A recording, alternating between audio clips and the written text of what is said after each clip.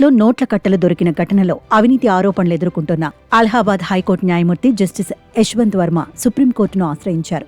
తనపై వచ్చిన అవినీతి ఆరోపణలపై దర్యాప్తు జరిపేందుకు లోక్సభ స్పీకర్ 3 సభ్యులతో కమిటీని ఏర్పాటు చేయడాన్ని సవాలు చేస్తూ వర్మ పిటిషన్ వేశారు.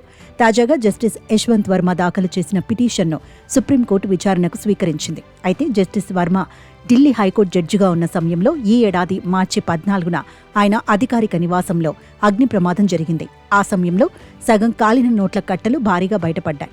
ఆయన్ను పదవి నుంచి తొలగించాలని కోరుతూ వివిధ పార్టీల నేతలు నోటీసులు ఇవ్వడంతో లోక్సభ స్పీకర్ ఓం బిర్లా జస్టిస్ వర్మపై అభిశంసన ప్రక్రియను ప్రారంభించేందుకు గాను ఆగస్టు 12న 3 సభ్యులతో కమిటీని ఏర్పాటు చేశారు. ఈ కమిటీ ఏర్పాటును సవాల్ చేస్తూ జస్టిస్ వర్మ సుప్రీంకోర్టును ఆశ్రయించారు. ఈ పిటిషన్ను ధర్మాసనం విచారణకు స్వీకరించింది. అభిశంసన తీర్మానం పార్లమెంటు ఉభయ సభల్లో ఇవ్వాల్సి ఉండగా అలాంటిదేమీ జరగలేదని వర్మ తరపున సీనియర్ న్యాయవాది ముకుల్ రోహత్గి సుప్రీం ధర్మాసనానికి తెలిపారు.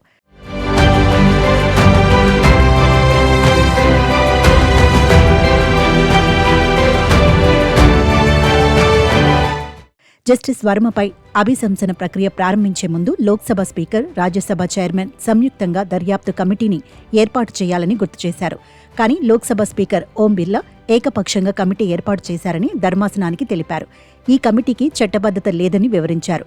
వాదనలు విన్న ధర్మాసనం ఈ అంశంపై వివరణ ఇవ్వాలంటూ లోక్సభ స్పీకర్ కార్యాలయానికి ఉభయ సభల సెక్రటరీ జనరళ్లకు నోటీసులు జారీ చేసింది. కాగా ఢిల్లీ హైకోర్టు న్యాయమూర్తిగా ఉన్న సమయంలో జస్టిస్ యశ్వంత్ వర్మ ఇంటి ఆవరణలో కాలిపోయిన నోట్ల కట్టలు దొరికాయి.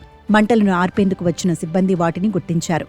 ఈ ఘటనపై అప్పటి సుప్రీంకోర్టు ప్రధాన న్యాయమూర్తి సంజీవ్ ఖన్నా అంతర్గత విచారణ కోసం 3 హైకోర్టు న్యాయమూర్తులతో ఒక కమిటీని వేశారు.